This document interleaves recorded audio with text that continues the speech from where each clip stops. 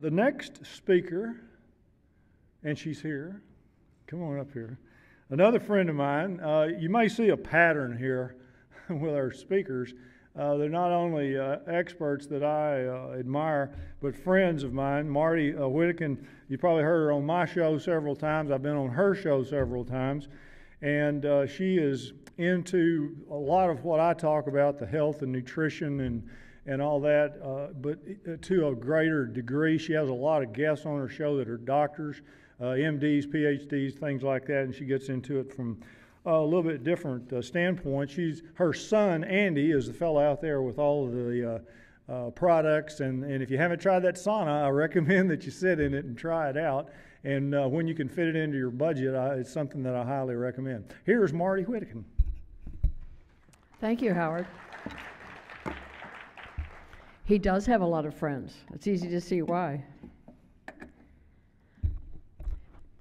Well, thank you for sitting still here. And look, by magic, there it is. We'll see if I can operate this. Just bear with me a minute. Oh, look at that. Okay, it does work. You will find that it's a really, really big problem in this country. All you have to do is turn on the television. Presently, there will be a commercial of some kind for an acid-blocking drug that gives you the idea that acid is bad, we shouldn't have it, and thank goodness the pharmaceutical industry has put an end to it. Well, that went on its own because I squeezed the back, so, oh yeah, that's where the business is. I was pushing on the arrow. A lot of times, I'll do it at the screen, like the screen can hear me. I know the control is up there somewhere probably. Stomach acid is a blessing. It's something we have to have. It's part of the original plan. It does a lot of important things, and it's really, really acidic. We're talking battery acid acidic.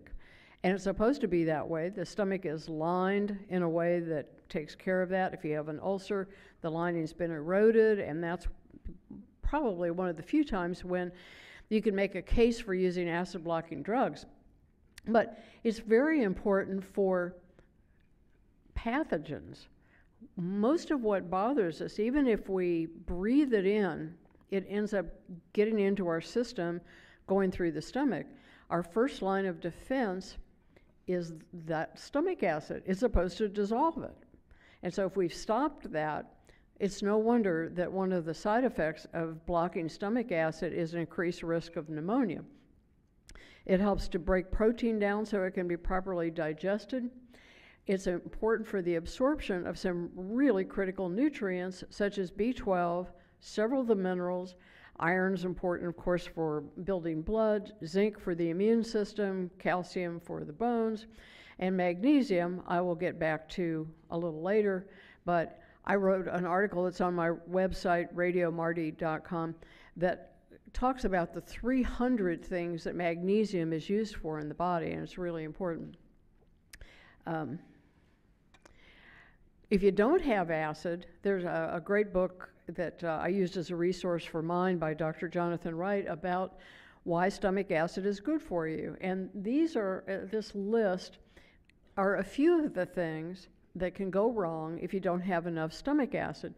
Gallbladder disease, for example. I talked to somebody today that had that. If you're hungry all the time, macular degeneration. And then notice this last one, heartburn. Wait a minute. Low stomach acid and heartburn. That doesn't sound right, does it? Well, we'll get to why that actually does make sense.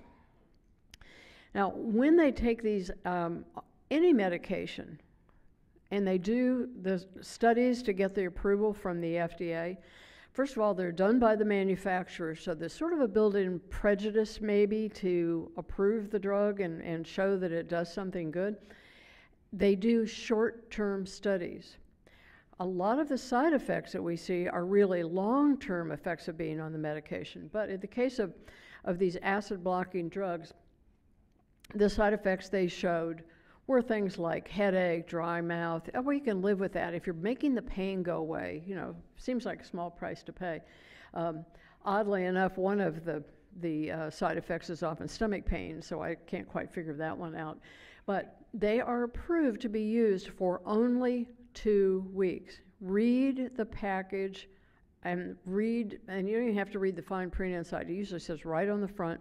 It says it on the advertising. It's on the screen when that comedian makes cracks about heartburn and tries to sell you whatever his brand of acid blocking drugs are.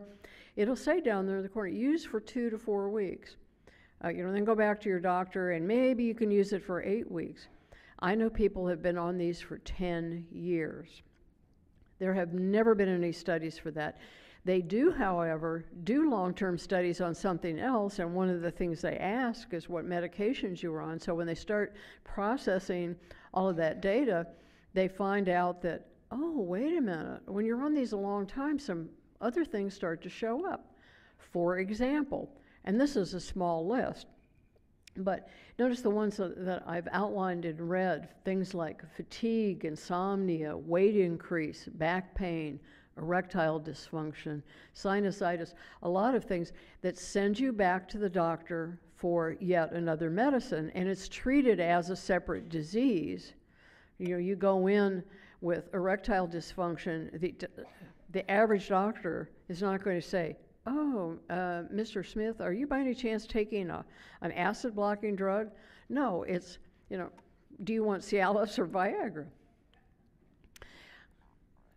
Heart attack and stroke, what does this have to do with stomach acid? Well, a lot, and especially if you combine it with Plavix.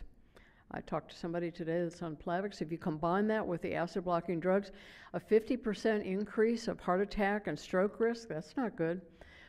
We talked about pneumonia. C. difficile is a horrible disease that can be fatal.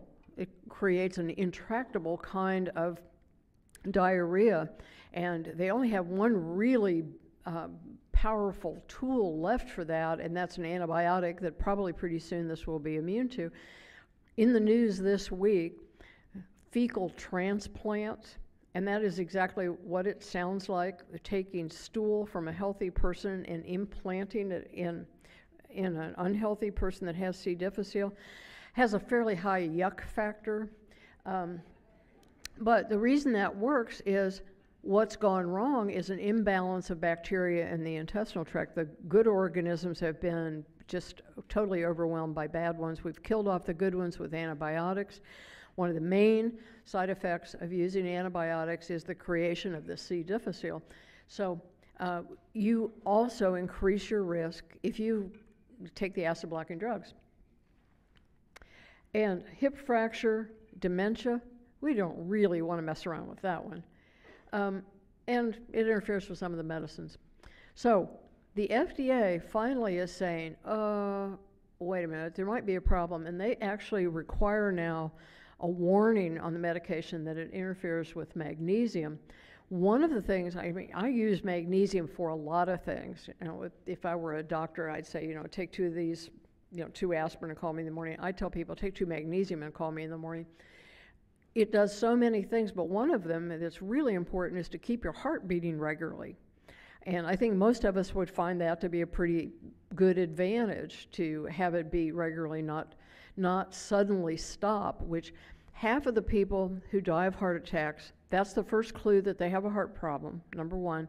Secondly, they had none of the risk factors, and it's fatal. That's it. They don't get another shot at it. Doing all of the stuff that the EMTs do when they get there, it's too late because the heart just stopped beating. It wasn't that it was struggling for blood and there was a clot. It stops beating because, in many cases, because of lack of magnesium. So sudden death is one of the long-term side effects of taking these acid-blocking medications. It won't be on the front of the package. It won't be on TV, but it's something that you need to know. So many different names for this kind of digestive upset, much longer list. It's even, depending on the country, it's also called NERD or NER and all the acronyms. It basically means that somehow, some way, acid is getting where it doesn't belong. It does not mean you have too much acid. It's just gone astray. Well, the drugs don't do anything for that problem. They only try to stop the acid, because then your pain goes away, the doctor's happy, you're happy for a while. So the place it's getting past is something called the lower esophageal sphincter. There's a little muscular ring right at the bottom of the esophagus, at the end of the gullet, before the stomach, and it's supposed to open and close, kind of like your garage door opener. When the car wants to go in or come out, it does its thing, only it's not working properly, and that's what we really have to address. And that tissue inside the esophagus does not have the same protection that the stomach does. It's not supposed to have acid in there, so it doesn't have the right lining. So we've got to figure out how to keep the acid out of there. Now, stomach acid, you know, why would we, it's actually a cause. And here's, did I skip one? I don't know how to go back. Oh, there we go. Yeah. One of the causes is low stomach acid, and that seems very counterintuitive until you stop and think about it. We can have low stomach acid for any of these reasons: just age, we aren't eating the foods that would help us, we're just overpowering them, we have a bacterial infection, a lot of medications. If you really read the package insert, you will see that one of the side effects, almost always, is fatigue, digestive upset, acid reflux, and that's because it's interfering with the ability of that little muscular ring to do its job. And dysbiosis, which I'll get into more here in a minute. But that, as I said, even the acid that is not enough to actually digest your food and make it go on out of the stomach might be strong enough to irritate the esophagus, because it doesn't take very much. If it's, once it's really raw, you can be annoyed by water. The pH of water might just be acid enough to annoy it, but that doesn't mean the acid was the problem. Again, it's just getting where it doesn't belong. So how do you fix low acid? Here again, our friend apple cider vinegar. That's probably one of the first things that you ought to try, because it solves the problem for a lot of people. It's only step one, because you've got to figure out how you got so off track, and maybe you need some more things to build your body's ability to make stomach acid. But try a little vinegar if you have heartburn and see if it makes it better. If the heartburn, not just the feeling of the acidic vinegar going down, but if the actual heartburn gets worse, then maybe you have to read my book and find out a bunch of the other causes. But it may well be that you feel better with the vinegar. Lots of people do. And the less heavy food that you eat, the better you chew, the more calm you are when you eat. All of those things help you not need as much stomach acid. And then there are supplements such as zinc and iodine, maybe even salt. I mean, think about it. Sodium chloride. The government has scared us all from using salt. Only a very few people who are sensitive to it for blood pressure are the ones that have to worry about it. The rest of us use the sodium for some things. We use the chloride for other things. Hydrochloric acid is stomach acid. That's where the chloride comes from, is from the salt. So I think sometimes people get into trouble because they're on too low salt in their diet. And just general, it's an inflammatory process. So if you're doing things that create inflammation in the whole body, that's going to be a problem. And as I said, that's kind of how it helps. So the giant portions that we have, it really isn't the fact that it's a chicken fried steak. It's the fact that it's a chicken fried steak the size of a hubcap. We really just have to kind of downsize the portions for any number of health reasons, including this one. But I think drugs are often overlooked. Read the package inserts, a bunch of them, including some really common ones like antidepressants, antihistamines, the cholesterol drugs, the statin drugs that they really would like to put in the water supply if they had their way with it, without really understanding the long-term effects of those either. And so if you're taking those things, those might be actually the cause of the heartburn. And other digestive distress. I'm focusing on the stomach part, but my book really is a manual on how to improve your digestion, because health begins in the intestinal tract. Death begins in the intestinal tract, because that's where the rubber meets the road. whatever you're eating, whatever supplements you're taking, if the right thing isn't happening in the digestive tract, you're losing the battle. So you'll hear people say, oh, well, you know, you have to stop these things because those are the problems, these problem foods. And there's some logical explanation for why they would be, but actually when they do the studies, I did a massive amount of research for my book, and whenever they actually test them, people don't get any better when they get off of them. So any individual food can cause a problem for any individual person, because if you're eating a food you're sensitive to, that can throw everything off. But in general, those aren't a problem. As I say, food sensitivities can be a problem. Food-wise, this is the big surprise. People always think it's spicy food or fatty food. I see more people get better when they cut down on sugar and starch. It's really shocking. And I first learned that not trying to solve heartburn, but I was doing weight management classes and on a kind of a low-carb approach. And I found when I got people off of a lot of those sugary and starchy foods, yes, they lost weight. Yes, their cholesterol went down, but also their sleep apnea went away, and so did their acid reflux. And so there's now just starting to be a little bit of research on that, and it's confirming what I saw with my own eyes. So when the first version of the book, it's now in its second edition, the first edition, I just said, I hope we'll see some research because this is what I've seen. And now in this one, I could quote a couple of studies, and I think there will be more and more because they're finding out that the high sugar, high starch diets lead to high heart disease, cancer, diabetes, and it's the processed foods. That's what we've changed in the last 100 years, and the reason that we suddenly have this epidemic of chronic disease that so-called primitive cultures eating their indigenous diet don't have. We're doing it to ourselves by taking our nutrition information from General Mills, you know, somebody that wants to sell us something that's been all refined and processed, and the body doesn't know what to do with, because if we turn you loose in the woods with a sharp stick and say, go get dinner, you know, you're not coming back with Fruit Loops, for sure. Foods cause inflammation, they could help inflammation. The omega-3 fats, that's in fish oil, it's in flax oil, but it's another lecture all about fatty acids, but flax oil does not do the same thing as the fish oils. I love the sprouted flax that Andy has out there in his store, but as far as the oils go, we get way too much omega-6 from things like soy oil, all these oils that are used in the salad dressings and the processed foods. But if we want to reduce inflammation, we do the opposite. We take omega-3, like with the fish oils, vegetables and berries. A lot of evidence that fruits and vegetables reduce the long-term effects. Barrett's esophagus is a really advanced form of distress caused by acid reflux. And for whatever reason, I'm not sure I know why, but there's a lot of good stuff in broccoli. That seems to help, and almonds. Sometimes people could just chew a few almonds and their heartburn goes away.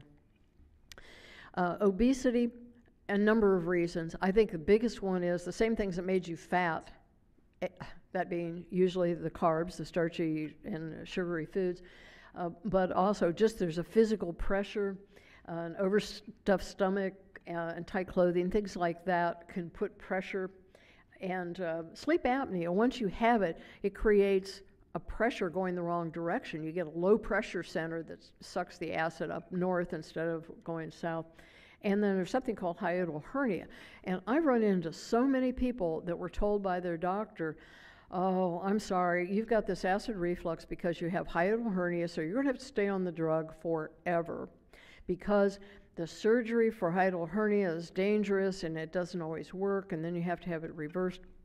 Well, nobody told them that there's another way to solve hiatal hernia, and that is with, let me explain what that is if you're not aware. The diaphragm's that muscle that helps us breathe, and it's supposed to be right there where that lower esophageal sphincter is, so it kind of helps keep it closed. It adds some extra muscle support, but when that's when it gets to be like this, where they don't line up like they're supposed to, then it creates that little area, kind of a no man's land. Well, whoops. where stomach contents can kind of get back up into there and get trapped. And so there's a way you can go to a good chiropractor. A chiropractor is somebody that works on soft tissue, kind of like a chiropractor, a massage therapist. You can even do some self-treatment and get rid of it. You just push it back down where it belongs. It really isn't that difficult. Dysbiosis, I mentioned earlier as a cause, that's when you get this imbalance. And a lot of times Howard and I get together and we talk about how alike what I talk about for health of people and what he talks about for health of plants, how it's the same. You've got to have the beneficial organisms to keep the bad organisms under control. And candida overgrowth is one thing that causes inflammation all the way through the digestive tract. And that's just an overgrowth of yeast, usually brought on by antibiotics, but any kind of drug is hard on the good bacteria. There's chlorine in the water. Why? It's there to kill bacteria. So there are a lot of things, stress and too much sugar and starch, things like that, that increase the bad guys and reduce the number of good guys. And then that's called dysbiosis. It can be the cause of a problem anywhere in the body. Sinus problems almost always are yeast related. You can have depression, joint pain. I could go on and on.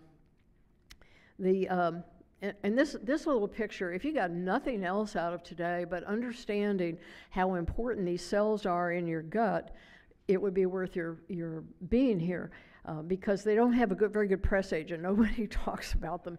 But this is what the cells that line the gut are supposed to look like. As you'll notice, they're like lots of little fingers, sort of like sticking up there. That's to increase the surface area for absorption.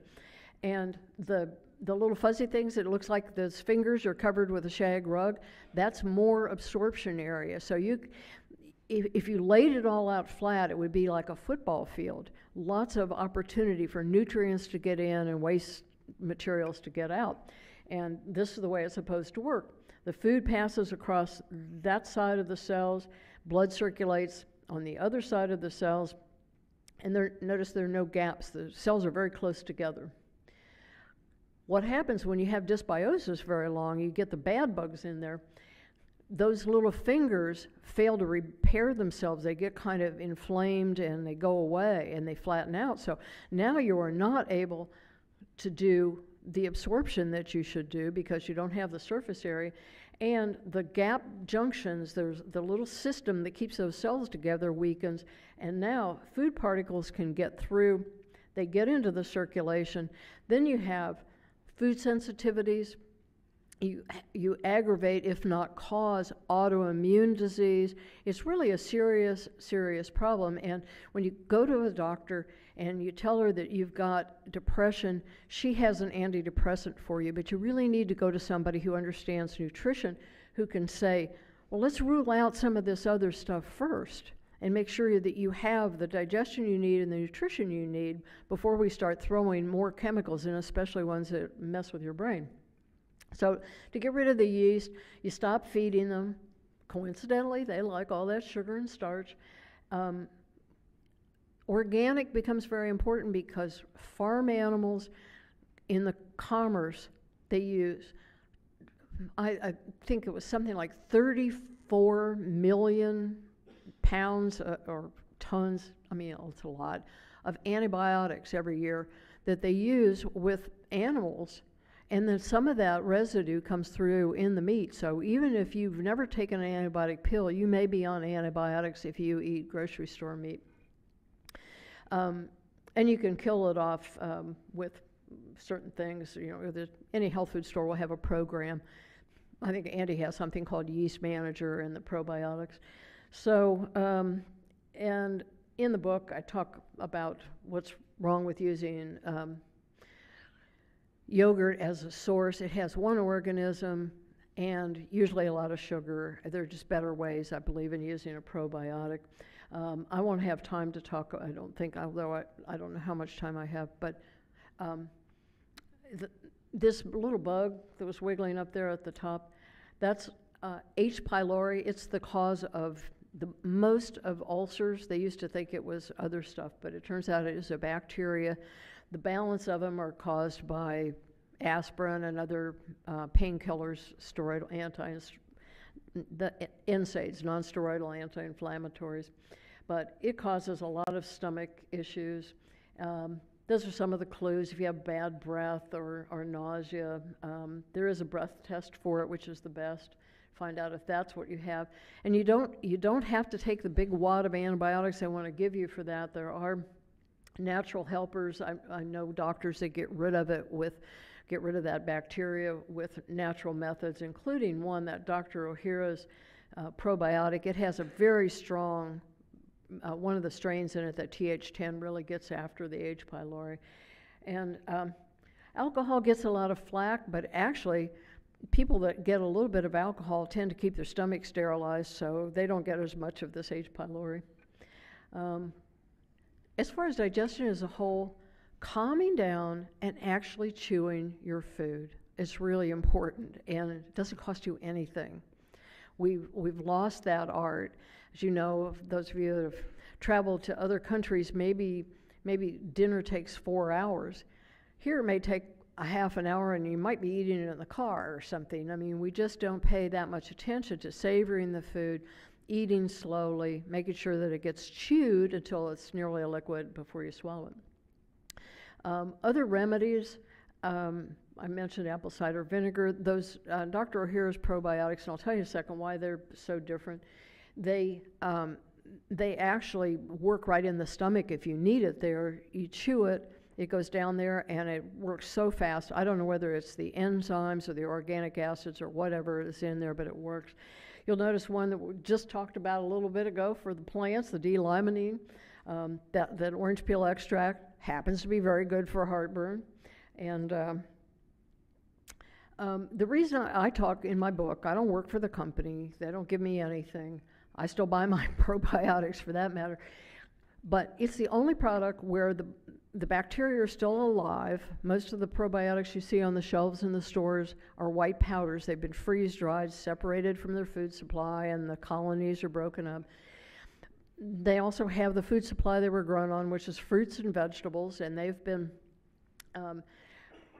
fermented on this, fruits and vegetables, wild-crafted herbs, seaweeds, things like that, for 3 years. I stopped by the plant when I was in Japan. It was totally amazing, the care that they take with doing these. And it's the only one that contains postbiotics. You may have heard prebiotics, that's food for bacteria.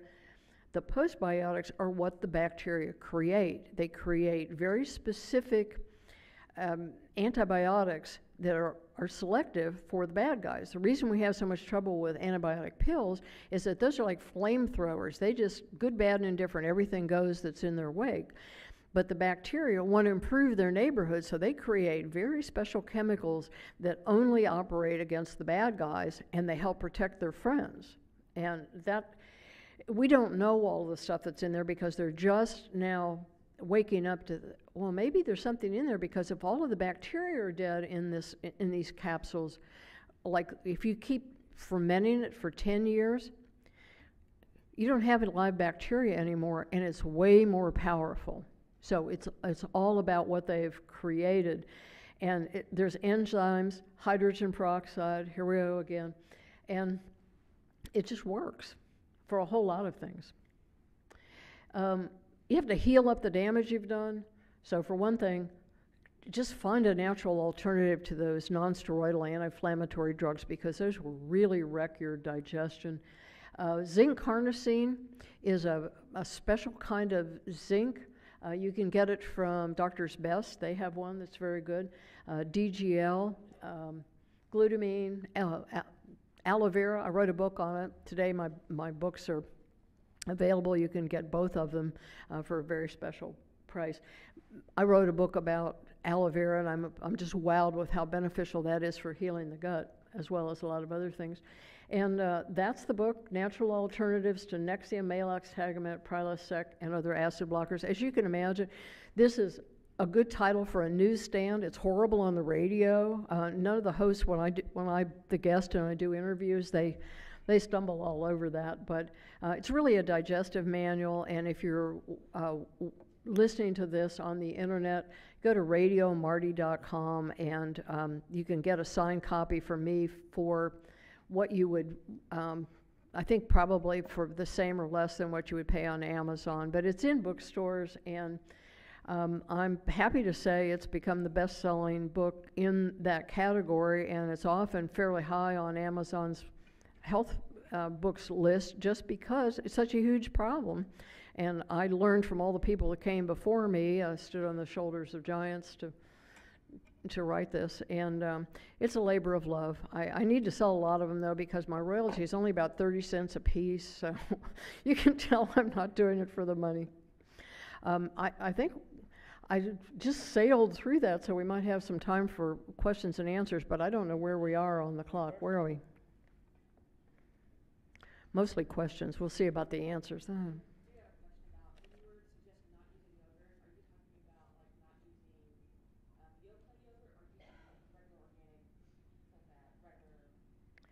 I didn't hear all that. The question about using yogurt, do you not recommend any yogurt or just certain? Well, let's take the, see if I can get back real quick to the one.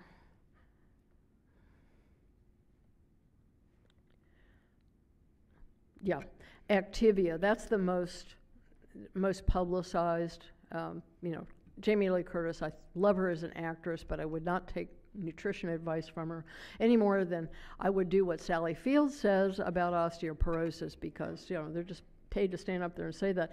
They have this, they named bifidus regularis because it sounds like, oh, it's going to make me regular, I like that. They just kind of renamed one that they isolated from rats, but whatever. The problem is you have to get a beneficial dose of that, you have to eat it 3 times a day, and I don't trust any of the artificial sweeteners, so even the light one, just the milk sugar, there's quite a bit of calorie content, so it could pack on 30 pounds over the year. If you make your own yogurt, or you get something really good from Levon Farms, or you use raw milk, that is excellent for one thing. You get Thermophilus, and maybe one other kind of organism.